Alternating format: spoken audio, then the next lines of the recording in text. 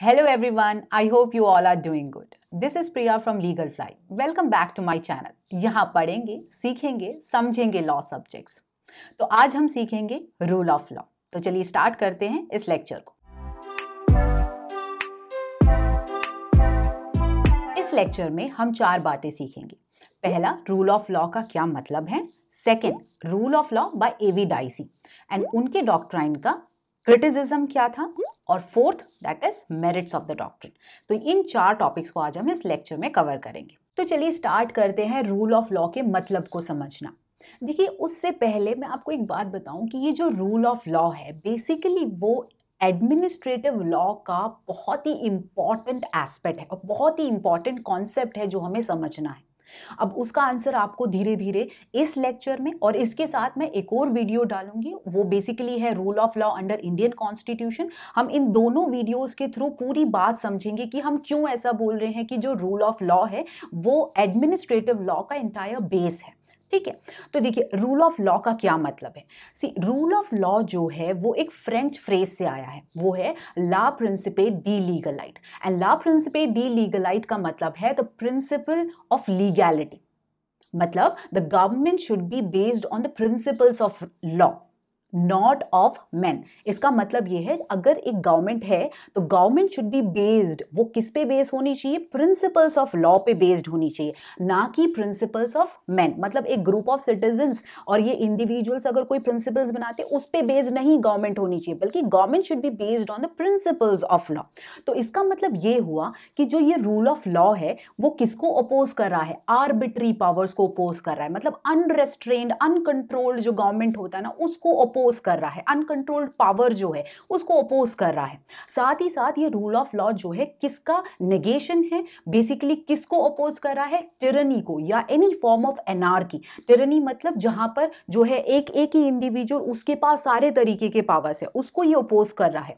साथ में एनार्की मतलब जहां पे कोई गवर्नमेंट ना हो, किसी गवर्नमेंट को कोई कंट्रोलिंग या रूलिंग पावर ना हो, ऐसा भी ये रूल ऑफ लॉ नहीं चाहता है। तो क्या चाहता है कि government should be based on the principles of law. Okay, तो ये बात समझ गए। उसके साथ साथ हम रूल ऑफ लॉ को एक और तरीके से समझ सकते हैं, वो है कि रूल ऑफ लॉ बेसिकली ये चाहता है कि स्टेट में कोई भी एक्शन होता है, कोई भी तरीके का एक्ट होता है तो that should be done according to law. मतलब सारे काम सारे एक्शंस लॉ के अकॉर्डिंग होने चाहिए। ठीक है, ये है रूल ऑफ लॉ का एक सिंपल तरीके से जो हम मतलब समझ सकते हैं। साथ में देखिए ये रूल ऑफ लॉ जो है ना वो किस तरीके से कहता है, कह रहा है कि देखो मैं जो है मैं बेसिकली रूल बाय मैन की बात नहीं कर रहा हूं या रूल ऑफ मैन की बात नहीं कर रहा हूं, एक इंडिविजुअल रूल कर रहा है उसकी बात नहीं कर रहा हूं, या मैं ये बात भी नहीं कर रहा हूं कि रूल अकॉर्डिंग टू लॉ, मतलब लॉ के अकॉर्डिंग आप रूल करो, वो भी मैं नहीं कह रहा हूं। मतलब उसका मतलब ये हुआ कि देखिए जैसे भी कोई भी कंट्री है, ठीक है, कोई भी कंट्री में कोई गवर्नमेंट होगी, राइट, कोई भी ऑटोक्रेटिक कंट्री में कोई गवर्नमेंट होगी, वहां पे भी कुछ रूल्स एंड रेगुलेशन होंगे जिसके अकॉर्डिंग गवर्नमेंट जो है रूल कर रही है, राइट, अपना पावर एक्सरसाइज कर रही है। उसका मतलब ये तो नहीं ना कि उस कंट्री में रूल ऑफ लॉ है, उसका मतलब ये नहीं होता है। तो रूल ऑफ लॉ क्या समझाना चाह रहा है, वो समझा रहा है कि मेरा जो कॉन्सेप्ट है, जो रूल ऑफ लॉ है, मैं ना ही रूल बाय मैन की बात कर रहा हूं, मैं ना ही रूल अकॉर्डिंग टू लॉ की बात कर रहा हूं, बल्कि मैं ये कह रहा हूं दैट लॉ रूल्स। लॉ है जो गवर्न करेगा, लॉ है जो रूल करेगा। और वो कहता है उसके जो बेसिक प्रिंसिपल्स है वो है equality, fraternity, accountability, non-arbitrariness, non-discrimination as well as freedom। तो ये 6 कॉन्सेप्ट्स है जो कि रूल ऑफ लॉ के बहुत ही बेसिक प्रिंसिपल्स है। ओके, तो अब इसको थोड़ा और डीपर वे में समझे। देखिए रूल ऑफ लॉ को ना हम दो सेंस में और समझ सकते हैं, फॉर्मलिस्टिक सेंस में भी as well as idealistic sense में भी। फॉर्मलिस्टिक सेंस में रूल ऑफ लॉ का मतलब ये है there should be an organised power rather than rule by one man। तो वो क्या कह रहा है, एक ऑर्गेनाइज टाइप ऑफ पावर होनी चाहिए, वो चाहता है रूल ऑफ लॉ। और उसका फॉर्मलिस्टिक सेंस इस तरीके से बात करता है, ना कि कोई एक इंडिविजुअल है उसके पास सारे पावर्स है और वो रूल कर रहा है, मतलब वो अपने हिसाब से रूल कर रहा है, वो नहीं चाहता। और अगर हम उसको आइडियलिस्टिक सेंस में समझे तो वो ये कहता है उसका काम ये है कि वो गवर्नमेंट एंड सिटीजन्स के रिलेशन को रेगुलेट करता है। राइट वो गवर्नमेंट एंड सिटीजन्स के रिलेशन को गवर्न करना ही रूल ऑफ लॉ का काम है। तो अगर वो रिलेशन को गवर्न करता है तो इसका मतलब हुआ रूल ऑफ लॉ एक एथिकल कोड है, काइंड ऑफ ए कोड है जो कि अप्लाई किया जाता है इनके रिलेशन को रेगुलेट करने के लिए, राइट। तो वो एथिकल कोड का बेस क्या है? बेसिकली बेस होगा इक्वालिटी, फ्रीडम, अकाउंटेबिलिटी। आप समझ रहे? तो मतलब किस तरीके की इक्वालिटी यार? ऐसी इक्वालिटी जहां पे गवर्नमेंट को एक अल्टीमेट ड्यूटी है कि वो एक ऐसी सिचुएशन या ऐसा एक एनवायरनमेंट क्रिएट करे जिसके थ्रू इंडिविजुअल जो है अपनी पर्सनालिटी को टू द फुलेस्ट एक्सटेंट वो डेवलप कर पाए, राइट। ऐसा एक एनवायरनमेंट क्रिएट करना चाहिए, वो है बेसिकली इक्वालिटी का एस्पेक्ट। उसके बाद फ्रीडम का एस्पेक्ट ये है कि फ्रीडम ऑफ फ्री स्पीच होनी चाहिए, फ्रीडम ऑफ एक्सप्रेशन, लिबर्टी होनी चाहिए इंडिविजुअल्स को। अकाउंटेबिलिटी का क्या कॉन्सेप्ट है? अकाउंटेबिलिटी का कॉन्सेप्ट ये है कि गवर्नमेंट जो है जो भी एक्शंस लेती है वो हर एक एक्शन के लिए अकाउंटेबल रहेगी टू द पीपल। तो मतलब उसको ये दिखाना होगा कि जो भी एक्शंस वो करती है वो सारे एक्शंस जो है लीगली भी वैलिड होने चाहिए एज वेल एज सोशली भी वो जस्ट, प्रॉपर एंड रीजनेबल होने चाहिए। तो आप समझ रहे किस तरीके से हम रूल ऑफ लॉ को समझ रहे हैं? रूल ऑफ लॉ किस फ्रेज से आया? फ्रेंच फ्रेज से आया, उसका मतलब प्रिंसिपल ऑफ लीगैलिटी। सेकंड वो किसको अपोज कर रहा है? आर्बिट्री पावर्स को, टिरनी नहीं चाहिए, साथ में एनार्की नहीं होनी चाहिए, ऐसी सारी चीजों को अपोज कर रहा है। साथ में वो क्या बोल रहा है कि जो रूल ऑफ लॉ क्या चाहता है कि स्टेट के सारे एक्शंस लॉ के अकॉर्डिंग होने चाहिए, राइट। और वो किस दो चीजों को बोलता है कि मैं इससे कॉन्ट्राडिक्ट करता हूं? पहला rule of man and rule according to law, ये दोनों नहीं चाहिए। बट क्या है जो वो मांग रहा है? वो है बेसिकली लॉ रूल्स, ठीक है। और इसको हमने formalistic as well as idealistic sense में भी समझा। तो आई होप आप रूल ऑफ लॉ का जो मतलब है, बेसिक मतलब जो है वो समझ गए होंगे, राइट। ओके, नाउ चलते हैं एवी डाइसी के रूल ऑफ लॉ के कॉन्सेप्ट को समझने में। सबसे पहली बात देखिए, जो एडवर्ड कॉक थे वो बहुत ही इंपॉर्टेंट पर्सनालिटी है as far as rule of law is concern, because वो है इस कॉन्सेप्ट के ओरिजिनेटर। क्योंकि जब वो चीफ जस्टिस थे during the James one reign, तो उन्होंने बेसिकली ये एस्टैब्लिश किया था कि जो किंग है वो गॉड एंड लॉ के अंडर होने चाहिए। और उन्होंने कई सारे केसेस में इसको बोला था, जैसे कि Thomas Bonham versus College of Physicians. इस केस में भी उन्होंने ये बोला था कि जो किंग है ना उनको गॉड और लॉ के अंडर, या तो किंग को लॉ के अंडर रहना चाहिए, ऐसे उन्होंने कहा था। साथ में ये बोला था there should be supremacy of law over executive, executive के ऊपर खड़ा होता है लॉ। इस तरीके से उन्होंने बात बोली थी। तो ये जो कॉन्सेप्ट था ना, जो उन्होंने रूल ऑफ लॉ के बारे में बोला, इसको डेवलप किया था बेसिकली एवी डाइसी ने, ठीक है। तो एवी डाइसी ने अपनी क्लासिक बुक में, जो कि उन्होंने लिखी थी 1885 में, introduction to the study of the law of the constitution में, तो देखते हैं कि एवी डाइसी क्या कहते हैं। आप देखिए, एवी डाइसी कह रहे हैं कि मेरे हिसाब से जो रूल ऑफ लॉ है ना, उसके 3 मतलब है। मतलब वो 3 तरीके जो यूज कर रहे हैं रूल ऑफ लॉ को समझाने के लिए, वो है first supremacy of law, second equality before law, and third predominance of legal spirit. तो चलिए समझते हैं सुप्रीमेसी ऑफ लॉ को। देखो उन्होंने कितने बेहतरीन तरीके से अपने कॉन्सेप्ट को समझाया है। अंडर सुप्रीमेसी ऑफ लॉ ये कहते हैं वो कि देखिए लॉ जो है वो सुप्रीम है, सबसे ऊपर खड़ा है। तो अगर लॉ सबसे ऊपर खड़ा है तो वो ये कहते हैं there will be an exclusion of arbitrary powers, अपने हिसाब से काम नहीं कर सकते, exclusion of arbitrary powers, right. Second, arbitrary power का इन्फ्लुएंस भी नहीं होगा वहां पे अगर लॉ ऊपर है। तो थर्ड, वाइड डिस्क्रिशनरी पावर्स भी वहां एग्जिस्ट नहीं करेगी। डिस्क्रिशनरी पावर्स मतलब एक काइंड ऑफ फ्रीडम कि एक सिचुएशन आए तो क्या डिसीजन लेना चाहिए, वो एक फ्रीडम, वो डिस्क्रिशन, वो भी वहां पे एग्जिस्ट नहीं करना चाहिए अगर लॉ सबसे ऊपर है, सुप्रीम है तो, क्योंकि लॉ सब चीजों को गवर्न करेगा। अब वो डिस्क्रिशनरी पावर का जिक्र क्यों कर रहे हैं? वो ये कह रहे हैं भाई whenever there is discretion there is room for arbitrariness, कि कहीं पर भी अगर किसी भी तरीके का डिस्क्रिशनरी पावर दे दिया जाता है या डिस्क्रिशन दे दिया जाता है तो वहां पर चांसेस हाई रहते हैं आर्बिट्रीनेस की। इसीलिए वो इस बात को बार बार स्ट्रेस करते हुए कहते हैं कि वहां पर डिस्क्रिशन नहीं देना चाहिए गवर्नमेंट को। तो आप समझ रहे हैं सुप्रीमेसी ऑफ लॉ से वो क्या कहना चाह रहे हैं कि ये कहते हैं लॉ को सबसे ऊपर रखो, लॉ सबसे ऊपर है। अगर वो ऊपर है तो किसी भी तरीके का आर्बिट्री पावर या वाइड डिस्क्रिशनरी पावर वहां पे नहीं हो सकता, एग्जिस्ट नहीं कर सकता। साथ में इंडिविजुअल को पनिश या सफर नहीं करवाया जाएगा अगर उसने कोई भी ब्रीच ना किया हो लॉ का।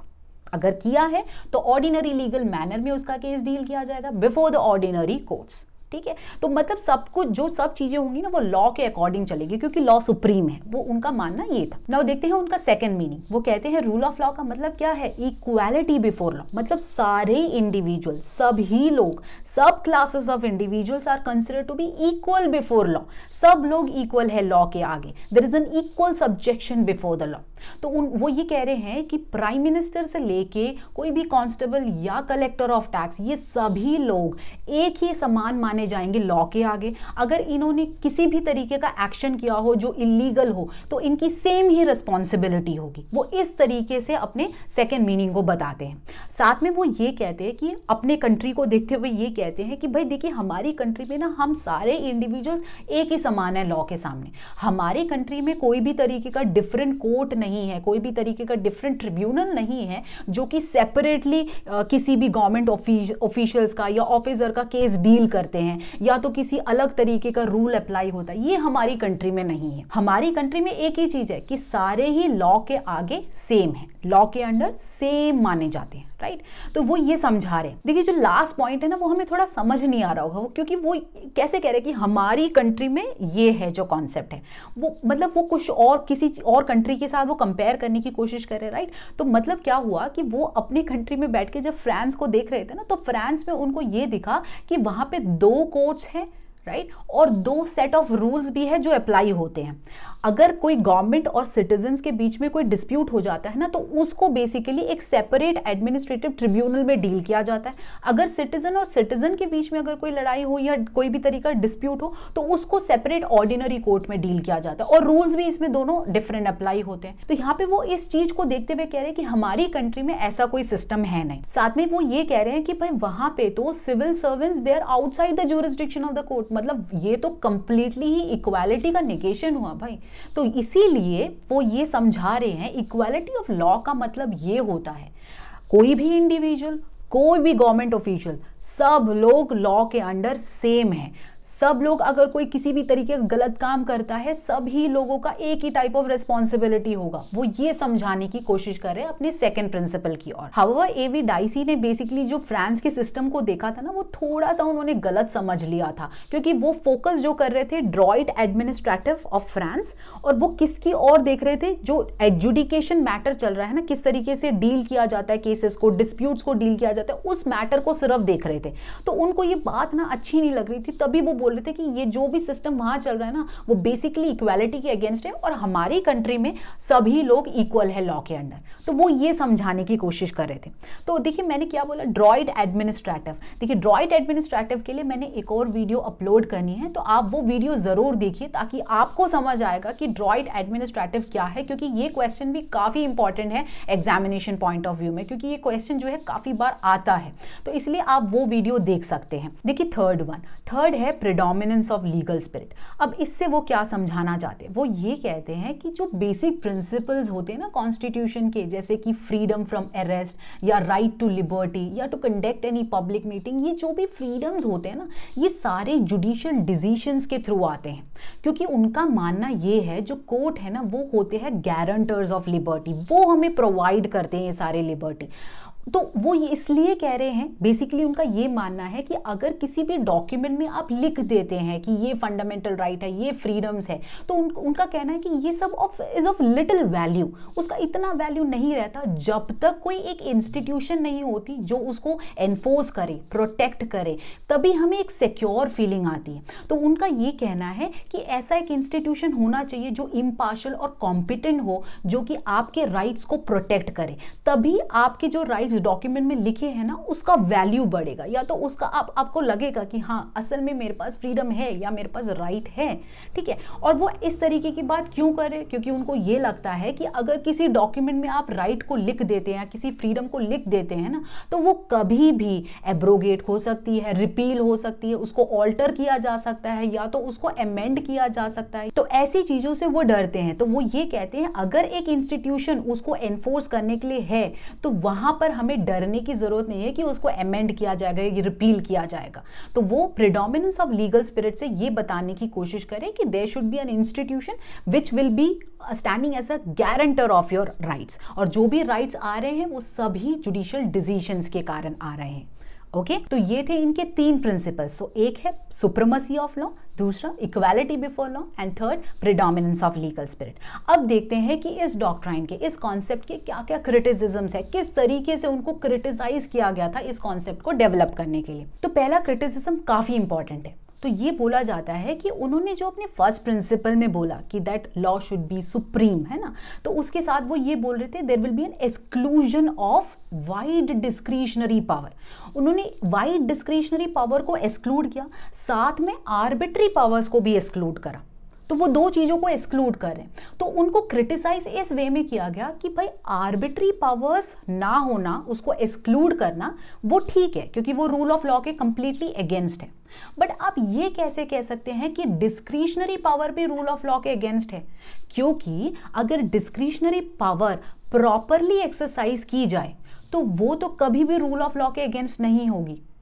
देखिए अभी का क्या ट्रेंड चल रहा है, देखिए जो गवर्नमेंट है उसके पास डिस्क्रिशन होता है कि कभी भी कोई सिचुएशन आए तो उनको समझ आना चाहिए कि किस तरीके से उस सिचुएशन को फेस किया जाए, और वो अपने डिसीजंस लेते हैं, राइट, अपने डिसीजंस देते हैं।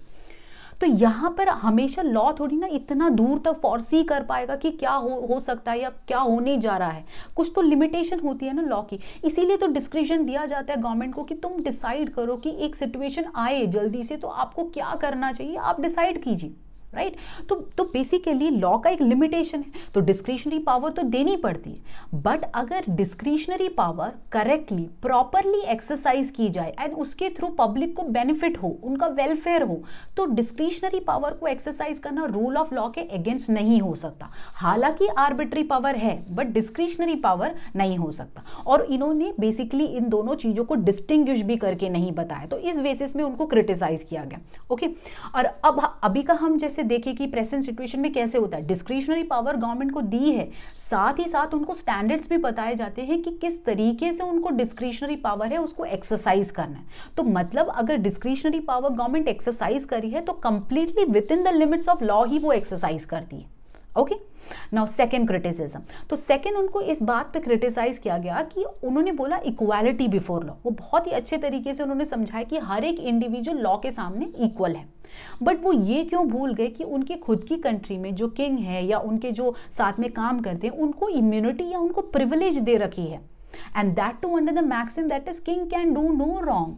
तो इस पर्टिकुलर मैक्सिम में उनको प्रिविलेज दे तो रखी है, तो वो तो इक्वल नहीं हुए सिटीजन्स के। साथ ही साथ उनको ये क्रिटिसाइज किया गया कि कांस्टेबल्स प्रोटेक्शन एक्ट के अंदर भी जो ऑफिसर्स काम कर रहे हैं उनको भी इम्यूनिटी दे दी गई है। तो वो कैसे, वो भी तो सिटीजन्स के साथ इक्वल फुटिंग में तो नहीं खड़े हैं, तो कहाँ है इक्वालिटी बिफोर लॉ? और ऐसे कई सारे एक्ट्स है जहां पे गवर्नमेंट को डिस्क्रिशनरी पावर भी दे रखी है जब वो एक्चुअल में ये डॉक्ट्राइन को बना रहे थे, तो वो इन सब चीजों को इग्नोर कर रहे हैं। तो इसका मतलब इक्वालिटी बिफोर लॉ जो है वो प्रॉपरली वहां पे तो अप्लाई नहीं हो रहा है, तो इसके बेसिस में उनको क्रिटिसाइज किया गया। साथ ही साथ ये भी माना गया कि ये जो रूल ऑफ लॉ है ना, it is standing as a doctrinal barrier to the growth of the administrative law. मतलब एडमिनिस्ट्रेटिव लॉ को वो ग्रो करने ही नहीं दे रहा है, क्योंकि उन्होंने देखो सबके मन में ये बात डाल दी है कि जुडिशरी सबसे ऊपर है, लॉ सबसे ऊपर है, डिस्क्रिशनरी पावर को एक्सक्लूड कर देना चाहिए। बट एडमिनिस्ट्रेटिव लॉ में हम क्या देखते हैं कि एडमिनिस्ट्रेटिव अथॉरिटीज को जो है पावर्स दी जाती है, उनके ट्रिब्यूनल्स होते हैं केसेस डील करने के लिए, तो इनके हिसाब से तो ऑर्डिनरी कोर्ट होना चाहिए। तो ये सब चीजें जो है, जो इनका रूल ऑफ लॉ जो कॉन्सेप्ट है ना, बेसिकली एडमिनिस्ट्रेटिव लॉ के जो उसकी जो ग्रोथ है उसको रोक रहा है इंग्लैंड में। तो इस वे में भी क्रिटिसाइज किया जाता है इस कॉन्सेप्ट को। साथ में ये बोला जाता है कि जो उन्होंने थर्ड प्रिंसिपल बोला that is predominance of legal spirit, जिसमें वो ये बोल रहे हैं जो भी फ्रीडम्स है वो कोर्ट के डिसीजंस के थ्रू आ रहे हैं। बट ये बोला गया कि वो तो काफी लिमिटेड वे में देख रहे हैं, बस फ्रीडम फ्रॉम अरेस्ट या freedom of conducting any public meeting या राइट टू लिबर्टी, इन सब चीजों को देख रहे हैं। बाकी चीजों पे तो देखिए जो कॉन्स्टिट्यूशन में होती है तो वो तो थोड़ी ना जुडिशियल डिसीजन से आ रही है, राइट। तो उस बेसिस में भी उनको क्रिटिसाइज किया गया। ओके तो अब देखते हैं रूल ऑफ लॉ के मेरिट्स को। देखिए रूल ऑफ लॉ किस तरीके की बातें कर रहा है, वो ये कह रहा है कि जो गवर्नमेंट है should always be subject to law rather than law subject to government. मतलब गवर्नमेंट जो है हमेशा लॉ के अंडर आनी चाहिए, ना कि लॉ गवर्नमेंट के अंडर। पहला ये। सेकंड वो ये कहता है कि जो गवर्नमेंट अथॉरिटीज है ना, उनके पास आर्बिट्री पावर्स नहीं होनी चाहिए and unfettered uncontrolled discretionary powers नहीं होनी चाहिए। थर्ड, ये बोलता है कि गवर्नमेंट जो है ना, जो भी एक्शंस लेते हैं, जो अथॉरिटीज एक्शंस लेती है, तो वो सब चीजें लॉ के लिमिट्स के अंदर लेनी चाहिए। साथ ही साथ वो अपने पावर्स को मिसयूज नहीं करनी चाहिए। साथ में रूल ऑफ लॉ का ये मेरिट है कि बेसिकली इस कॉन्सेप्ट के कारण एक ये कॉन्सेप्ट एस्टैब्लिश हो गया कि जो भी एक्शंस एडमिनिस्ट्रेटिव अथॉरिटीज लेते हैं उसके ऊपर जुडिशरी जो है रिव्यू कर सकती है कि अगर वो एक्शन जो है वो अनकॉन्स्टिट्यूशनल है, इलीगल है, तो उस टाइम पे जुडिशरी जो है उसको रिव्यू कर सकती है। तो ये है बेसिकली रूल ऑफ लॉ के मेरिट्स। तभी हम कहते हैं कि एडमिनिस्ट्रेटिव लॉ का जो मोस्ट इंपॉर्टेंट एस्पेक्ट है वो बेसिकली रूल ऑफ लॉ है, राइट? मतलब जो गवर्नमेंटल अथॉरिटीज है ना, जो एडमिनिस्ट्रेटिव अथॉरिटीज है, जिनको पावर मिली हुई है, उन सबको कंट्रोल करने का एक बड़ा कॉन्सेप्ट है रूल ऑफ लॉ। तो आई होप आपको इस लेक्चर के थ्रू रूल ऑफ लॉ का मतलब समझ आ गया है, एवी डाइसी का क्या कॉन्सेप्ट है और उनके डॉक्ट्राइन को किस तरीके से क्रिटिसाइज किया था वो भी समझ आ गया, साथ ही साथ मेरिट्स भी समझ आ गए। तो बने रहिए मेरे इस चैनल में। देखिए, जो बात मैंने फर्स्ट स्लाइड में करी थी रूल ऑफ लॉ के बारे में, उसके मतलब के बारे में, हम उस चीज को कंप्लीट करेंगे जब मैं नेक्स्ट वीडियो अपलोड करूंगी, जहां पे मैं बात करूंगी rule of law under Indian constitution, साथ ही साथ उसके मॉडर्न कॉन्सेप्ट को। तो ये पूरी बात जो है वहां जाके खत्म होगी और आपको वो वीडियो देखने के बाद ये पूरा एंटायर कॉन्सेप्ट काफी अच्छे से समझ आ जाएगा। तो चलिए अब मिलते हैं नेक्स्ट वीडियो में। Bye bye.